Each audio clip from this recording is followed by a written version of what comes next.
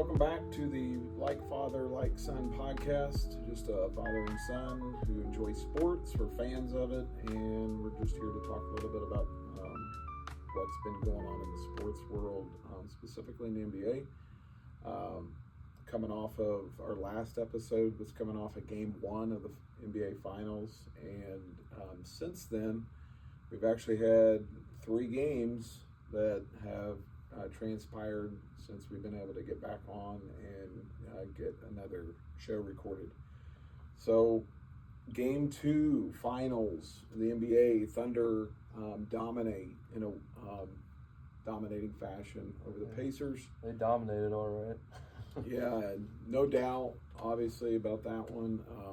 Game 3, Pacers come out, get a big lift out of the bench, and end up winning that one.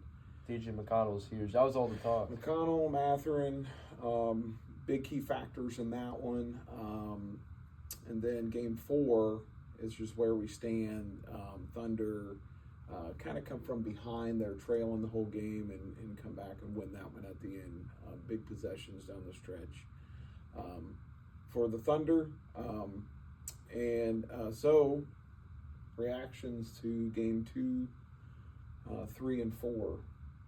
So Game 2 was kind of, it was just, it was, wanting the Pacers to win, it was just terrible. I didn't want to watch it. It was just bad. And the Thunder were literally dominating in every aspect. Defensively, they were locking the Pacers up. Pacers couldn't do anything. Yeah, kind of what everybody's expected of OKC is kind of what they came out and did in Game 2. I think probably what has been the expectation for this series is to see that kind of play, and we've seen that 1 out of the 4 games. We've really seen the Thunder just dominate from start to finish. It's kind of crazy that it was only 1 game. Yeah, so far, I mean, I think we talked about it last time after Game 1, where there's been a lot of speculation that they're going to, win big or whatever every single game and kind of blow them out. So, again, we've only seen that 1 game, and we talked about how the Pacers were really probably going to surprise some people, make some adjustments on their own to where they're going to be able to make some big plays and come up big. And the bench came up big in Game 3. Game 4, I feel like the Pacers kind of let one get away from them. Led majority of the game and had some possessions late where they really didn't play their basketball. Tried to play one-on-one hero ball. Yeah, and a lot of that really is it's not their game. I mean, it's really not. When they play together, they're more fluid. Those guys are going to make some big plays and feeding off of each other. It's not as Coach Carlisle has said in the past, it's not one person every night that's going to stand out like the SGA for the Thunder or Williams or even Chet.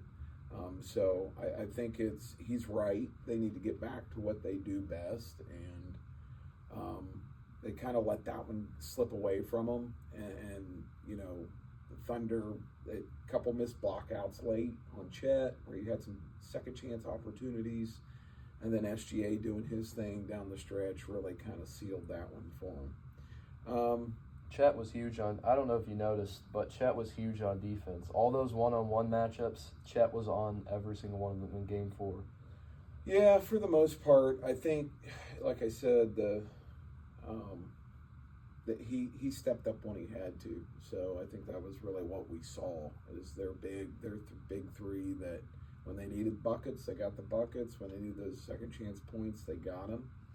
And down the stretch defensively, he was covering as he should be, and as we've seen all year long, really. Now, one thing I did notice, Thunder bench didn't do anything in Game 4. Or Game 3 or 1. I didn't really see Thunder bench at all. Not really, and that kind of is... They're known for that, too. A testament a little bit to the Pacers and kind of their the way that Rick Carlisle has designed those substitutions and went back and forth all year long. So I think that's a testament to him and his staff, and really having those guys step up and play big minutes all year long. We attended a couple Pacers games, and it was like, man, I'm not so sure about these substitutions, and we talked about that a couple times, but it was a close game. One of the games we went to. Yeah, but that's had, what Benedict Mather and Thomas Bryant. To me, that's what has set them up for this kind of success down the stretch. Is Carlisle's put them in positions to be successful and playing those guys extensive minutes to where they're going to be able to have an opportunity to come in and make a difference in the game. Game 5. What are your predictions for Game 5 at OKC? You're probably not going to agree with me on this one, but I think the Pacers take Game 5. Okay. Away. Yeah, I don't really agree with that. I think Oklahoma is probably going to take that one. And the trend. So the trend is Pacers winning. Pacers. The trend is Pacers winning. So are the Thunder going to be able to break that trend? And I think that is going to determine down the stretch here. Man, what an opportunity the Pacers had to really put themselves in a position to put all the pressure back on the Thunder. But now I think the pressure... SGA said, I'd much rather have a 2-2 lead going back home, or a 2-2 tie going back home than a 3. Being up 3. Really, I think the pressure shifts. It was on the Thunder, and now it's back on the Pacers. So really, it's on them to come out, even to follow this trend of every other game coming in where they have won. The first game, Thunder 2, Pacers 3, Thunder 4, and now the big question mark remains: will the trend continue? Or are they going to, is OKC going to be able to jump out ahead? I think the Pacers, there's something in me that wants to say, they have this will to win. It almost feels like destiny. Because they've come back, the Knicks, the huge comeback Game 1, they beat the Knicks. Cleveland, they had a couple huge comebacks in that one. They had a couple huge comebacks against the Bucks. It just feels like destiny for the Pacers to win at this point. And I mean, Game 5, they are very well on the road. They play very well on the road. It's true. Against away crowds. And, I mean, we saw that against the Knicks. They beat them, I think it was 2 out of 3 games on the road. Is that right? I think so. Yeah, because they won Game 5. Anyways, I just think the Pacers are going to come out and have another shocker in OKC. Well, we'll see. I mean, they've made for good entertainment so far within their runs specifically, and had some crazy moments and unforgettable moments for Indiana fans all across the way. Any other thoughts on finals? Watch out for another hallelujah. Yeah, that's all I gotta say. We'll see. I'm not so sure about it. So, Nick's head coaching job. I've got some initial thoughts, but I'll let you go first because. Give the news. I just don't understand it. I don't understand that whole move. I don't get it. I mean, if you look at the line of coaches that have been there and playoff success that they've had, Tibbs has had the best success there. I know there's some conversation surrounding some people in the locker room and not getting along, so to speak, and decisions like that. But man, for an organization that has had somebody who's really put them in position to win a lot of games, to be in position in the playoffs, and I get it. They feel like maybe some of those they should have won this year. But in the same breath, of the last 10 coaches for the Knicks, there's only 2 coaches that have playoff wins. Tibbs has 24, and Mike Woodson has 6. So, history, he has done a phenomenal job bringing those guys in and winning. and continuing to put themselves in positions to get into the play deep into make some runs into the playoffs. Obviously, they didn't get to the conference finals. They didn't get to to win the conference final, and that's kind of a big deal, and I understand that. But of the people they've had in positions, and it kind of falls in line with, other decisions within organizations where they've let people go, and it doesn't really make a lot of sense. But that's me. That's my opinion of it. I know there's some back and forth, but do you have any comments regarding Tibbs and that whole scenario? So, I'm just gonna break that. I'm sure you've heard much about it, but who they're interviewing. But there was not a lot said on what was going on behind the scenes and why Tibbs was fired. And like you said a second ago, it was because of turmoil in the locker room. Mm-hmm. Basically, Karl-Anthony Towns, Tibbs has played with Karl-Anthony Towns before in Minnesota, and that's why he left Minnesota. He's played with him. He does not like how his lazy effort, his lazy attitude. He is very lazy on defense. Yeah. And he basically went up to the front office and said, it's either me or Cat. And they chose Cat. And so recently they've tried to get another high-level head coach. They talked to the Bulls to try and get Billy Donovan. Mm-hmm. They denied him access. They talked to the Mavs for Jason Kidd, and Nico Harrison just kind of said, "Heck no, we're not giving you Jason Kidd." Well, he's already made some questionable decisions recently. That's true. He's probably smart to stay off of that path. Same thing with them keeping the Pick and Cooper flag. We'll get to that later, but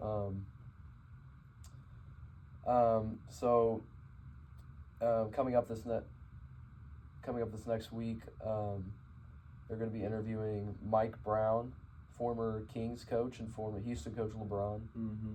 Mike's bounced around the league quite a bit. He's had quite a lot of experience there with Mike Brown. So, yeah. And then they're also going to be interviewing the front runner, what seems to be the front runner right now, Taylor Jenkins, who got fired from the Grizzlies. Yeah, he's with the Grizzlies, but I don't know a lot about him. Mike Brown's been one of those names that's bounced around teams in and out. I personally think they should pick up Mike Brown instead of Taylor Jenkins. So I know you haven't heard much about him, but basically what happened with Taylor Jenkins was he doesn't have good play calls and good timeout. I mean, that's all opinionated. It's opinions, and I think that has a lot to do with the people you surround yourself with. So, Jenkins could go there and surround himself with some good coaches, and that's a big like part. Rick Brunson. Yeah, I mean, it's a big part of it. So it's just that's really, it's going to come down to who they feel fits best and for their needs and who they want. Like I said, either one has experience within the league. Mike Brown's bounced around team to team. He's been with a lot of different organizations, so he's got a lot of experience, more than probably Taylor Jenkins does. But at the end of the day, they've both been there.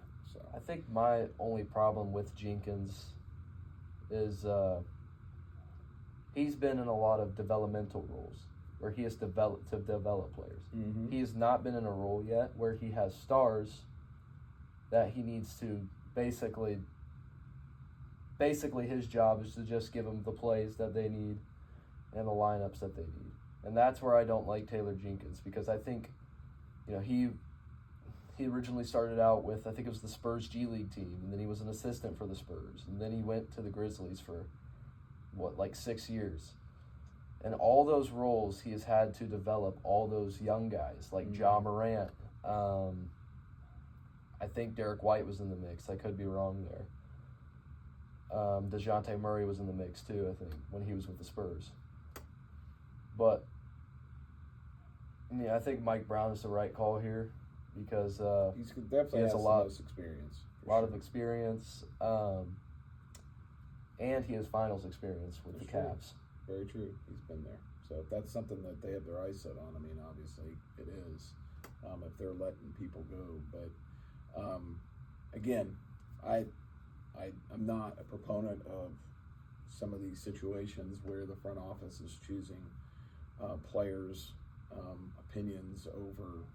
I call me old school, but I think there is a hierarchy that is in place or should be in place, and it just you don't see that as much anymore within the organizations, and they're really taken into consideration there. And I think there's a time and place for taking into consideration what these guys need or feel like they need or want. But at the end of the day, it's what's best for the franchise and the organization. I mean, like, it wasn't like a Emi Udoka. I mean, not to diss on your Celtics, but it wasn't an Emi Udoka situation. Well, that was a little bit of a different situation, and I think that was more of a PR situation. You should fire that coach. And there's situations there where they made a decision that it's a little bit different with players coming in saying me or else, or even coaches at that point. So, it's, and again, that's it. I don't know all details, but from those details, they made a decision whether we're going to stick with somebody in an ultimatum. So I don't know. Maybe Tibbs wanted out of there. I don't know the details, but for an organization to let someone go who's put the time and effort in and got them, a huge boost in playoff wins, just that alone, to me, speaks for itself. But you know what? If it was in the ball court of Tibbs and he didn't want to stay there anymore, then that's on him, So he'll find a place to land.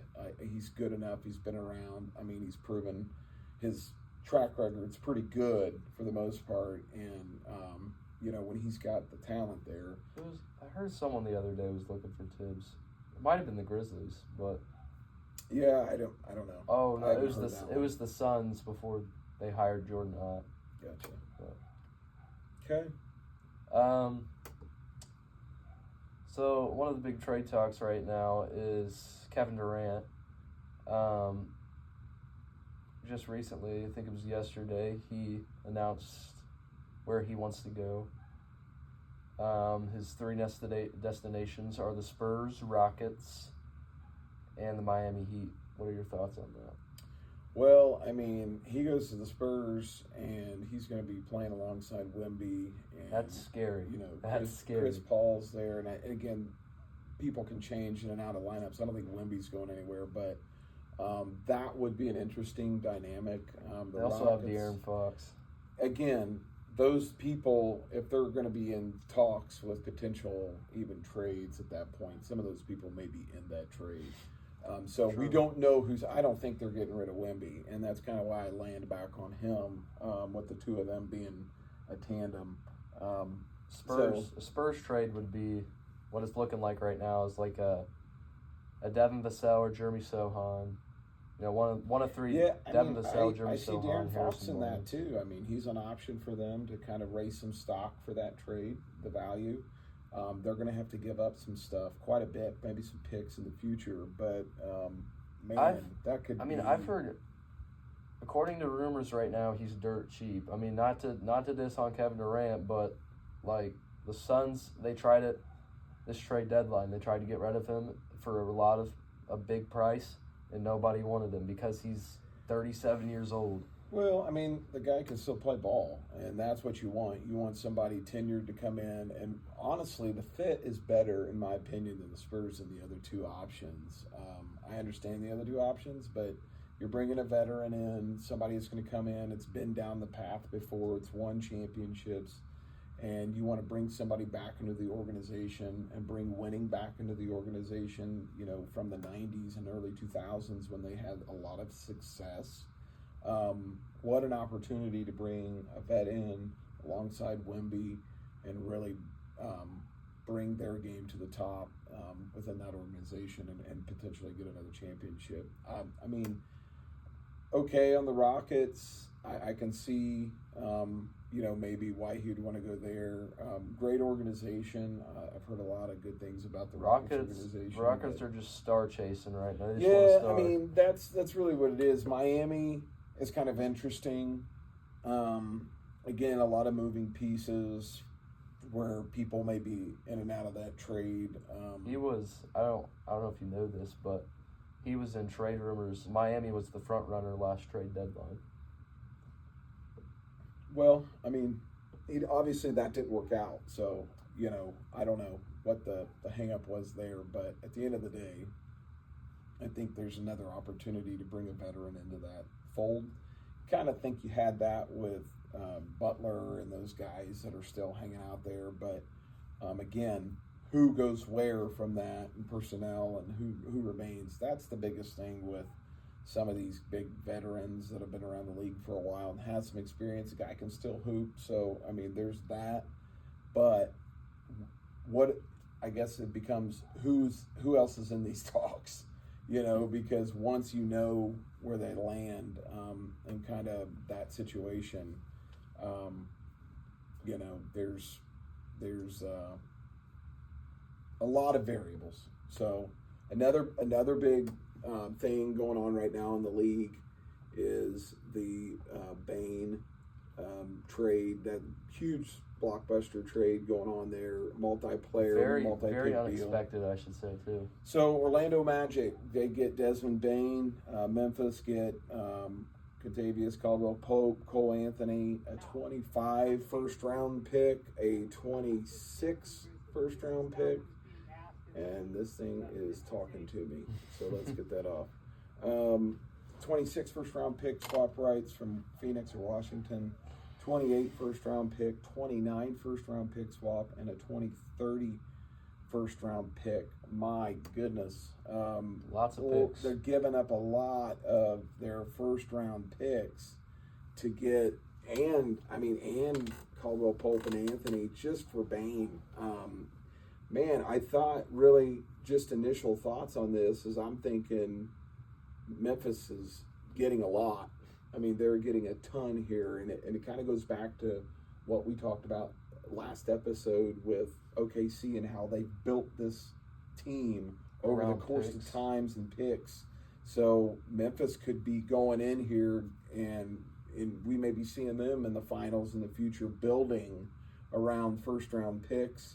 That'd be an interesting finals. Zach Edey, John Morant. If those guys, I'm assuming those guys are going to stick around. Maybe a Walter Clayton Jr. So, well, they've got, I don't know that the Magic, I'm not sure what they were thinking here, but man, I know Bane's a great player, don't get me wrong, but giving up a lot to get to there, so that's kind of interesting. If you had to give a grade for both teams here on the trade, what would you give each team? I'm thinking the Magic's at D, and the Memphis is getting an A out of this trade, and that's no disrespect to Desmond Bane. He's a phenomenal player, hometown boy. But yeah, I mean, local to us, and what a phenomenal player. Don't get me wrong, but I think the disparity between what Memphis receives versus what Orlando's getting, man, Orlando's really given up a lot.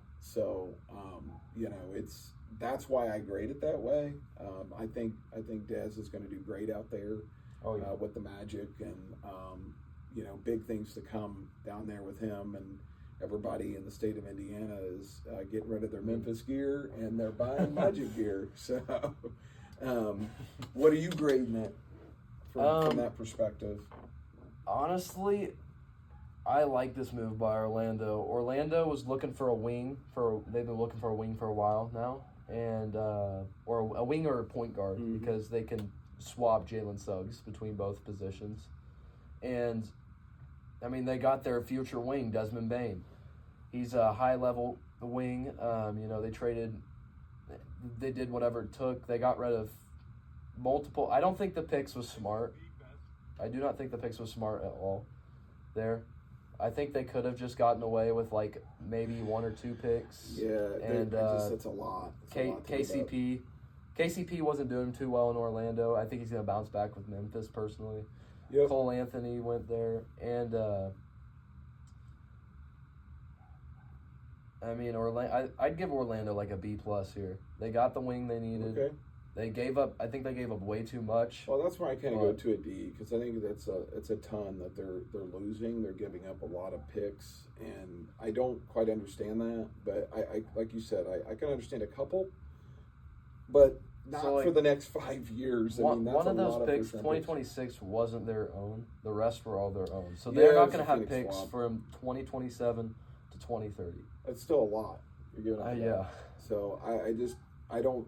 Yeah. I don't know about that. I'd give Memphis a B for the return they were able to get in picks specifically. KCP was a smart move if you're winning now. I don't think they're trying to win now with all the picks they just got. Cole Anthony is a great young guard to play under or have on the bench for Ja. Yeah, I think the Magic. I honestly think the Magic win this trade. So this trade kind of brings up an interesting thing. You just brought it up about some of these guys that have struggled in different places, and now they're getting a new breath of fresh air, so to speak, when they're stepping into different organizations. So it's just an interesting point that you bring up, and I think we need to probably spend a little bit of time playing on it or speaking to it. I think that how many times have we seen some vets or guys go to different organizations and they just had a ton of success as soon as they step in there? It's a fresh You start. saw with CP3. Yeah, it's a fresh start. You're getting to come in. You're affecting things. You're helping an organization, a young team, to get to those next steps. So this may be just what Caldwell Pope needs to push him to that next level. It kind of reminds you of when he went to the Nuggets and they won that championship. Yeah, same scenario. And I mean, you see it everywhere. These guys that are bouncing around from place to place. And I think,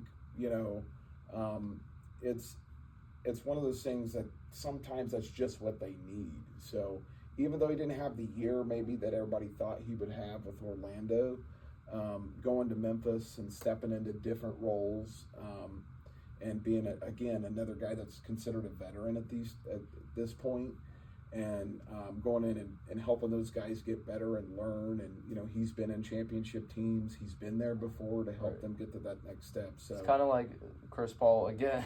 I'm using him as an example a lot here, as the vet. But he went into the Spurs. He went to the Suns with young Devin Booker, young DeAndre Ayton. They go to the finals. He helped them out. He went to OKC. That was young Shea. He helped him. Shea even spoke on it in one of the finals interviews. He was huge to him. Spurs, he's helped Wemby tremendously this year, giving him an actual point guard, which he didn't really have his first year in the NBA. Yep. I mean, vet leadership on young teams I feel like is very crucial. I agree. Now for any sport, really. 100%. But it helps you learn a lot from those older guys. Before we get into the next segment, I do want to mention. Oh, jeez. This is the number one dad right here. I don't know if you can read it from here. That's what it says. Here's a tie over here. It says number one dad. Yeah, happy Father's Day this is Father's Day. Happy Father's Day to all you fathers out there. And appreciate you saying that, but it's exciting to be a part of seeing your kids grow into things and do big things, and then also to be a part of that as well, and have that example from my dad to work hard at the things you do, and what an example for myself, for my children, even both grandfathers, I think, are good examples of that for you as hard workers and people that are going to take care of their families and provide for them in the way that they should. So happy Father's Day to all you fathers out there, and thank you for that. But that was, my daughter made that for me, so that's why that's hanging there tonight. So draft, we talked a little bit about that last Got a little time. bit of a fun segment coming up here. Yep. So, the big talk obviously is Cooper Flagg and where he's going to land, the number one pick, obviously, and hopefully Nico doesn't mess this one up and trade that away either. I don't think trade him for Giannis. I really don't think he will. Maybe I'm wrong. I don't know, but he's done some crazier things here recently. So, but more than likely where he's going to land with the Mavs, being the number one pick. So, thoughts on upcoming prospects and maybe some guys that maybe you think might move up that board that we're not seeing right now on the board that's there, or somebody who's maybe up there? Give me both. We'll start with the first one of who do you see as maybe moving up that is kind of going under the radar right now? I see Walter Clayton Jr. Most of these guys in lottery, I feel like are going to be where they're already projected. Maybe Conca Nipple is another one that could go up. But I think a big one is Walter Clayton Jr. Or maybe not necessarily go. Where's he coming from? Florida. He just came off that big championship. Yeah. He was their Gotcha. star guard there. Yep. You see him as rising. I don't. Well, okay. So I want to clarify. I don't see him as I see him as a good prospect. I see him as a really good star. I don't think he rises. I actually think he falls because. So. You remember what happened with Dalton Connect last year? Mm-hmm. He fell all the way to the Lakers. He was supposed to be a lottery pick. Yep. I see the same thing happen to Walter Clayton Jr. A lot of people are saying he's going to go up into the lottery. I think he's going to fall late first round, and whoever gets him, Clippers are down there, Timberwolves. He's going to be a stud for one of those teams. Well, that's where they kind of have him right now. So I get maybe a little spotlight on him, but who's somebody that you see raising coming up through there that maybe Nolan. So there's a French point guard. His name is Nolan Schroer. I think I'm saying that right. Correct me if you want to. He was. So a couple years ago, coming into the draft, he was actually projected over Cooper Flagg. Cooper Flagg was the number 2 prospect behind him, and he's a big guard. He's got passing ability. He's not the greatest shooter, which is something he needs to work on. He's a 6'8". I think 6'8" is right. I think he's a 6'8" point guard. He's projected around right outside the lottery, bottom of the lottery. This right here says late first round. I see him in the lottery. I think a team like maybe the Trailblazers, he could go up to the Trailblazers. They'll pick him up. Another good one to pick him up is Houston. With their 10th pick, I think that would be a great pick for Houston. Although now they say that they're low guard heavy. But there's a lot of bigs in there too this year. Danny Wolf, Thomas Sorber, McQueen from Derek Maryland. Queen, Queen. I'm sorry, just Queen. Colin Murray Bowles. Yep, they've got a bunch of bigs that are. Come on, Malawatch. Carter Bryant's even up there too. I know he's a small forward, power forward, but I think what a combo that you can get out of him too. There's one I see falling. Carter Bryant. He didn't have a great year. I know you can't just base it off of how they do in college because a lot of times it varies. It paints a picture, but not always the true case. But coming into this draft, he was supposed to be lottery, and he's still lottery, which kind of shocks me after what he did in college. He had a great combine, which really helps. But I don't see him developing into the star that many people think he can live up to. I just don't see that in him. I don't think organizations are going to see that in him either. I think they're going to see that he's not necessarily a star. He's going to be a role player, is what I'm trying to get at. He's going to be a guy that come off the bench, in my opinion, not do much. I shouldn't say not do much. He's just not going to be that good. He prides himself on defense right now. So he's kind of like I'd compare him to Kawhi Leonard. He's got a nice little mid-range shot going, nice little three-point shot going right now. I don't see that three-point shot translating to the NBA from college. He struggled in college. In the combine for college, he did really well in that. NBA three-pointers for the combine, he did not do too well in that. So I don't see his game translating over to the NBA. So one that I'm probably going to get a lot of hate from Duke fans is Colin Knippel. I'm not sold on this guy. Really? They've got him top 10 right now. I think he falls. And even if he doesn't fall, I just don't think he's ready for the NBA.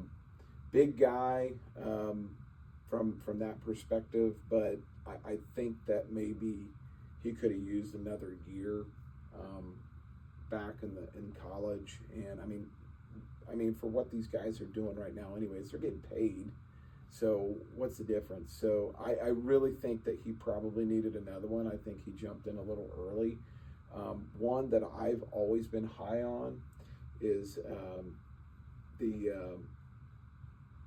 guard from Alabama, Mark Sears. I know he's undersized, but I think he moves up the ladder probably.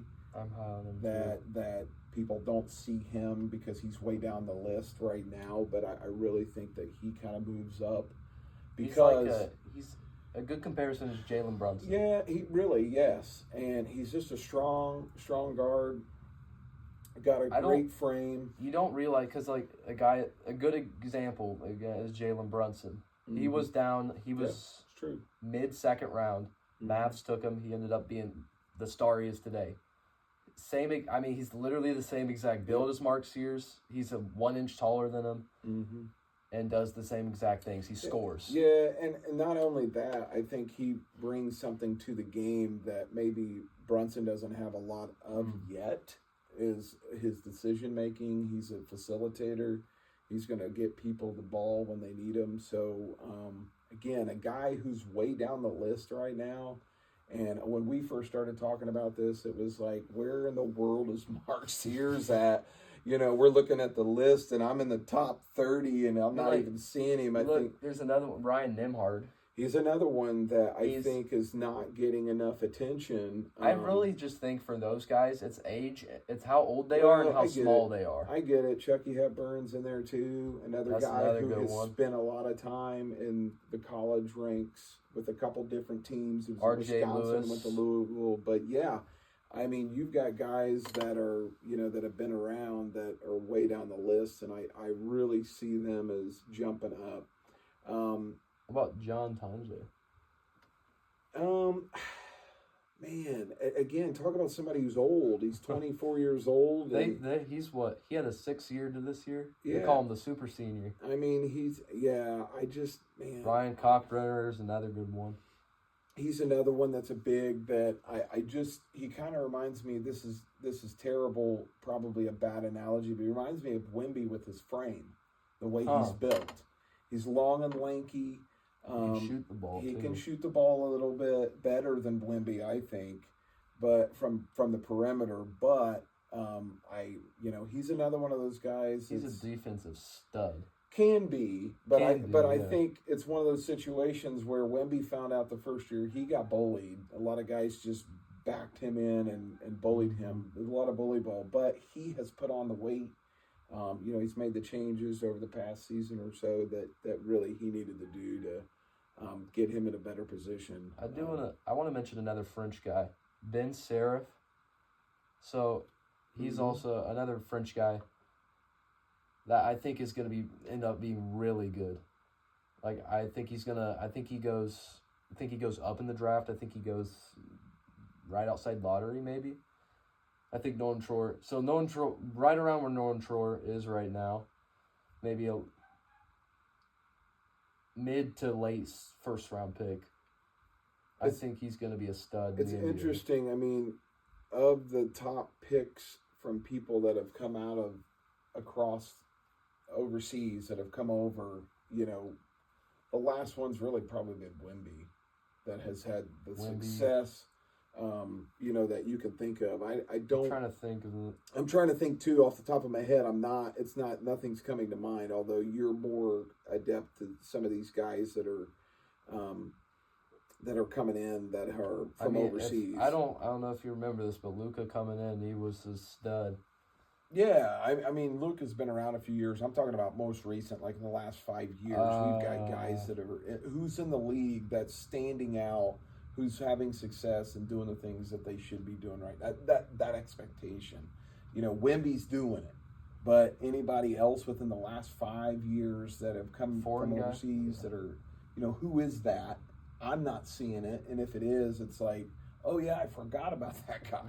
So you just don't always think, that some of these big names that are even drafted high, that we haven't really seen a lot of success in the NBA over the past 2-3 years. Wemby's the one that comes to mind.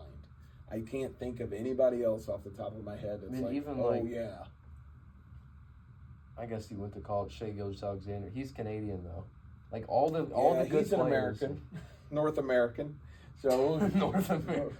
He's a North American. So you know what I mean. I'm talking about guys coming from overseas that, there's a lot of guys that come overseas. We were talking about this a little bit earlier, just going back and forth about just these guys that come over and their development. I believe we were watching the African League.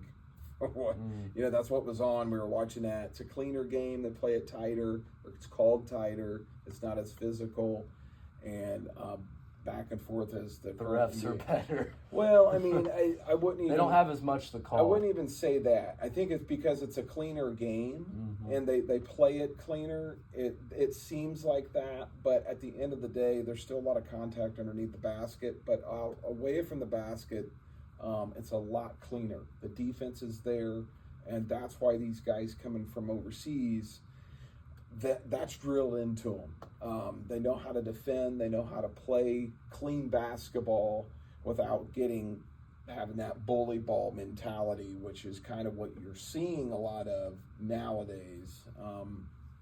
More than what is going on across. This is right. I just thought of one. Alex Sarr. Okay. He's up and coming. Zachary Risache for the Hawks. He's both French guys. That seems to be the trend now. Yeah, French coming out. Yeah, and I mean, there's one some more French names coming in even in this draft. One more name I want to mention, Jeremiah Fears. He has been really hyped up in this draft. You think he's going to fall? I don't. I think he falls number 8 to Brooklyn. In my mock draft, he falls number 8 to Brooklyn, and here's why. I don't. He's too. So for what he's playing, he is good. He's a combo guard, right? He's kind of like a Shai Gilgeous-Alexander, Jalen Brunson, Cade Cunningham type guy. He is too. I think at 6'4", he is too small to be a combo guard in today's league. I know we see Brunson. He's good, but you have Cade Cunningham, guys like Shai, and I don't know. I just don't see him. He had a good combine. But when he had success in college, it was late, like really late. He started putting up a bunch of really high numbers that got his stats up towards the end of the year, and that's what hyped him up. Stats. If you watch his games, towards the end of the year, Oklahoma actually lost a lot. The beginning of the year, they won a lot when he wasn't going off. Mm-hmm. So I don't see him being. I see him being a good stud role player, kind of like, I don't know, maybe T.J. McConnell type guy off the bench. T.J. McConnell's a bad example, but you know what I mean, like with minutes. Well, I mean, McConnell's a point guard. Most people have Fears listed as a point guard, so I don't know that he'll ever become more of a combo guard because he can't shoot the ball. So, I mean, in the NBA, you got to be able to knock it down, and if you can't make that shot, you're going to find yourself in the G League really quick. That's the nature of what it is. So you've got to be able to come in and knock down open shots and take those shots and make them. You can't just live off of some hype that has kind of vaulted him into that lottery pick status. But, got a lot of interesting things going for him. Yeah, we'll see. I'm going to mention one more thing on the draft. This is just, it was an interesting tidbit of information I got just recently, but it's especially interesting for me because I'm a Sixers fan, but apparently the Sixers are trying to trade up for number 2 to get Dylan Harper, which I thought was weird because, you know, you would think with that type of team they're trying to win now, rather than, especially with an older Joel Embiid who's injury prone and doesn't have much. I wouldn't say has much more time left. Like, why? I mean, do you have any opinion? Like, why do you think they would try and trade up to get Dylan Harper rather than Ace Bailey? I don't know. I mean, to me, and they're gonna have to give up a lot more. Like, to me, Harper is more of a point guard than he is anything else. I don't see him being able to fill that role. I mean, I feel like Maxey was kind of filling that role for them, so that's an interesting dynamic where they're having him. Right, and they also have like Jared McCain. They're really guard heavy. I don't understand that one at all. Quentin Grimes. I can understand Ace Bailey. He's going to give you some size. He's going to give you some length. Now, it makes me wonder. It makes me wonder if there's been talks that the Spurs could possibly be targeting Ace Bailey. It's not been. Nobody said anything about it. If it's going to happen, it's been really quiet. But I mean, is that you think that could be a possibility? I think the Spurs, if they're going to target anybody, they're going to go after a point guard. That's what they should be getting. Somebody that's going to live under Chris Paul if he stays for a little bit. And, you know, maybe they're trying to move him with the KD situation. I don't know. But to me, if Chris Paul stays with the Spurs, that's what you want. You want somebody that's going to fill underneath a vet, that's going to learn the ropes, be taught, you know, and shown how to play the game from a point guard standpoint. To me, that's what I think the Spurs would want, not necessarily moving into those other guard positions, but you never know.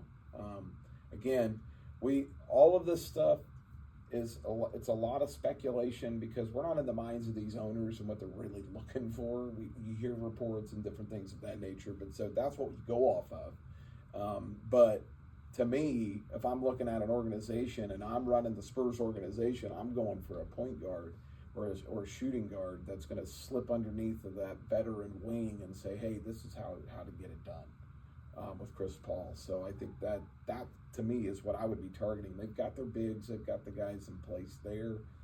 Shooting guard maybe, point guard, shooting guard, but that's what I think the Spurs would, in my opinion, I would think they would be going after. So, like, why? It's just my question. And again, why would they do that? It's a rumor mill, so you know how that is. We don't know. So, yeah, we'll see. Anything else on the draft? Guys that you think are going to move up or down? Obviously, when is the draft? It's coming up. It's is it next Monday. Actually. Yeah. It's a week from tomorrow. So right? this will come out tomorrow. So on Monday. So it'll be next week. Yeah, a week. So. Liam McNeely, that's a name I think will fall actually.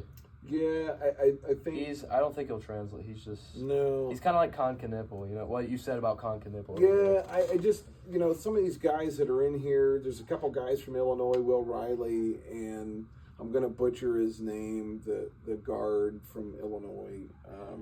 Kasparis Jaconis or Jaconis. Yeah, I totally butchered that name, but he's another one that I thought, man, there's a lot of high expectations for him. Right now, some draft boards have him in the top 10. I think they're Jalakunas. Let's see, I'm trying to do it again. Jalakunas. Yeah. I heard a guy say it when I was watching them one time, and I can't remember. But anyways, it doesn't matter. I think it's gonna be definitely great. Again, all these guys are solid players. Don't get me wrong, and I think have a lot of abilities. I just don't see them as some of these boards that have these guys up there really high. Man, I just think there's people down below. Mark Sears, and again, I know he's young or older. Excuse me, and this guy from Illinois is younger, but at the end of the day, the older guys are the guys with more experience. They're physically more able to jump into those roles immediately instead of having to develop some of these guys. And the trend that you see, unless you're just coming out of the lottery pick and hitting the ground running, the trend you see is a lot of these guys end up not playing as much, they find themselves in the G League and then back up to the NBA again, where they're bringing them back after a little bit of development and time. So that's the trend you see. You don't see these guys immediately making a splash and an impact in some of these organizations. So I'm going to mention two more guys that I think are going to go up. The Igor Denham from BYU, point guard, really tall point guard. I think he sees the game differently than most. There's not really, because he's a freak of nature. I mean, there's not really an NBA player you can describe him as. I mean, the closest guy is Ben Simmons because he's as tall as him and he's a point guard, but that's not a good, because this guy's starting to develop a three-point shot, and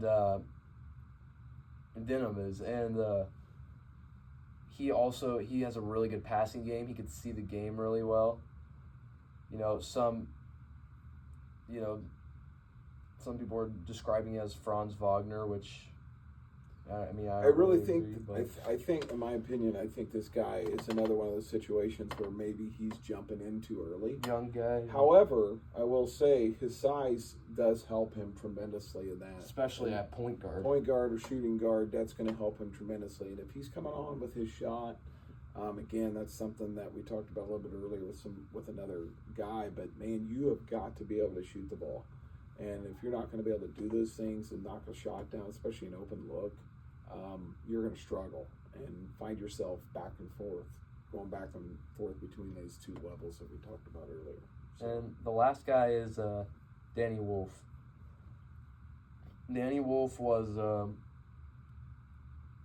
he was one of those guys you didn't really know his name at the beginning of the season, right? And he was one of those guys. I mean, for me, I watched a lot of Michigan ball because we're from Indiana. We watch a lot of Purdue, IU basketball. Yeah, we're part of Big Ten.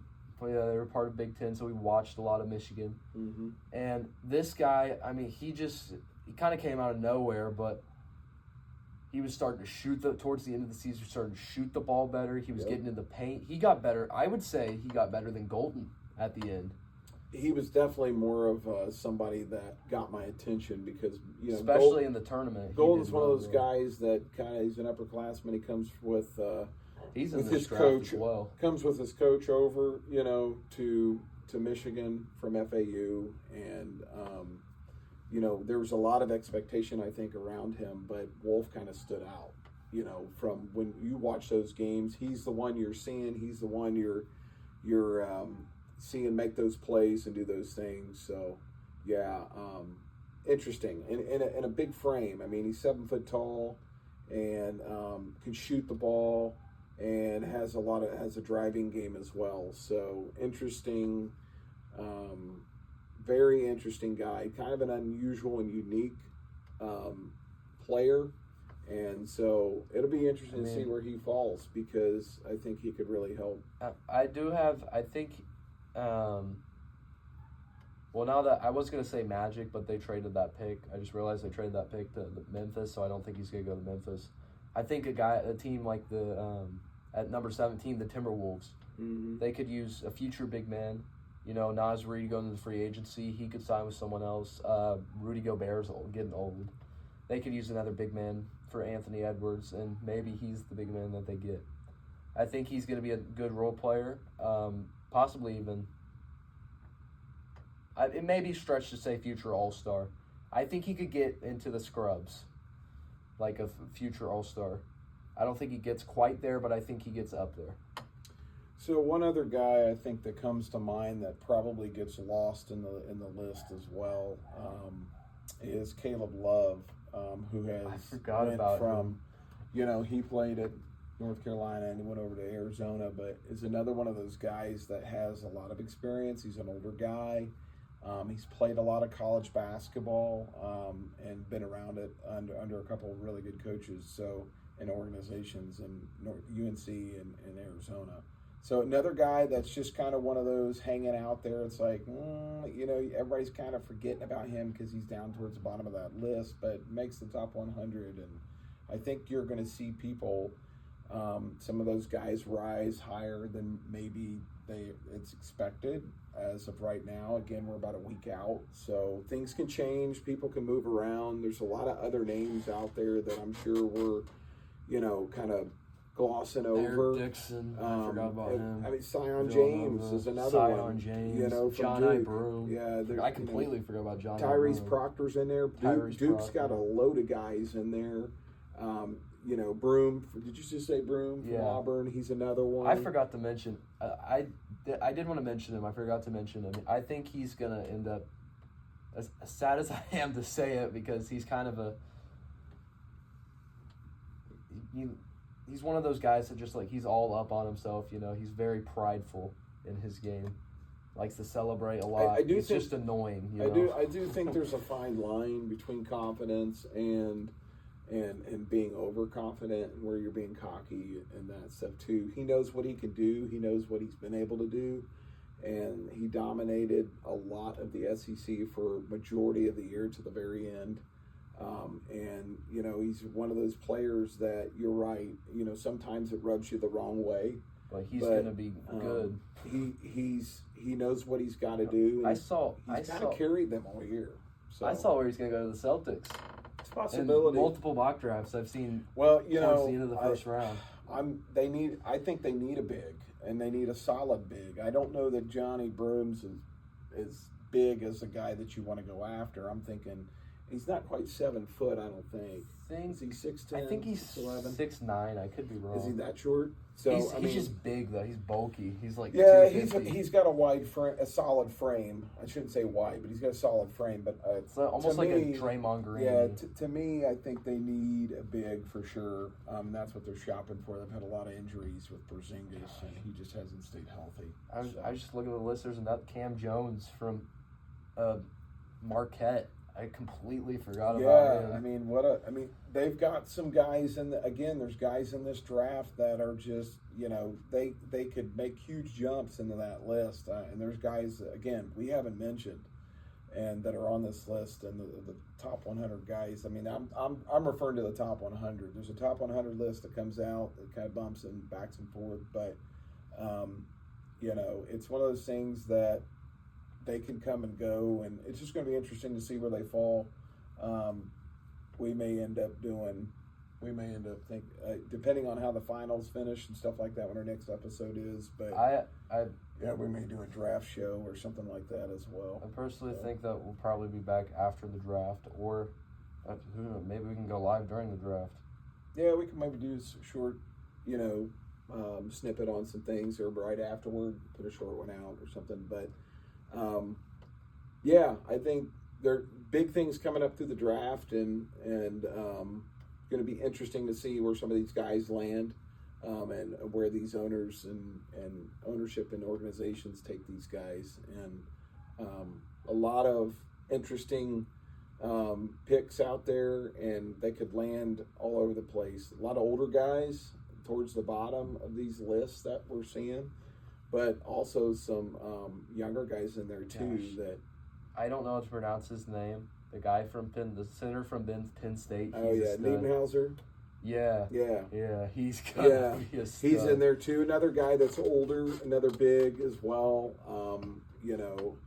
I don't know. We'll see. If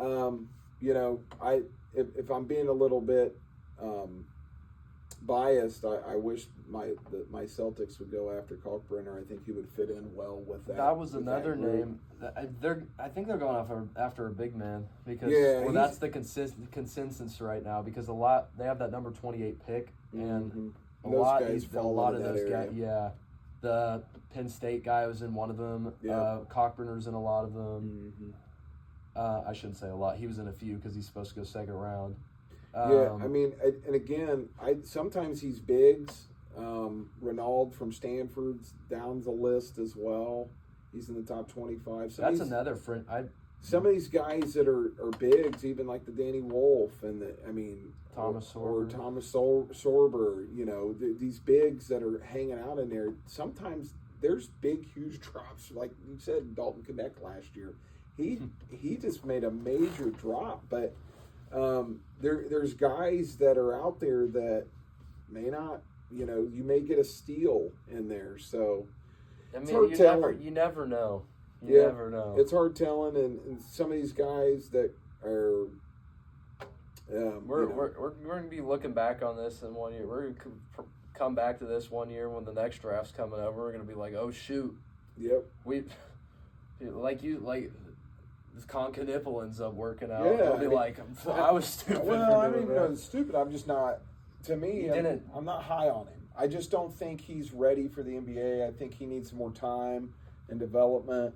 I think it's an early jump. There's a handful of those guys in this draft that I think really probably would have been better off had they just hung on another year.